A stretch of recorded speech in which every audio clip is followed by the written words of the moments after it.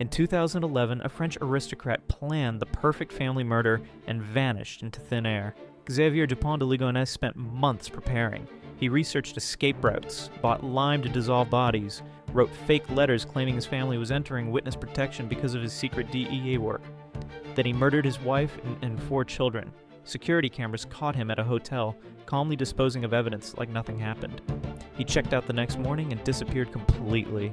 Police launched an international manhunt.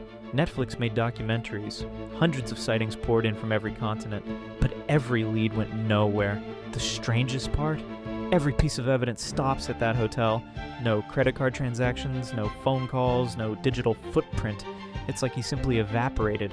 Investigators are haunted by this case because Xavier didn't just commit the perfect crime. He pulled off the perfect disappearance. 12 years later, he remains Europe's most wanted fugitive, and nobody has any idea where he went.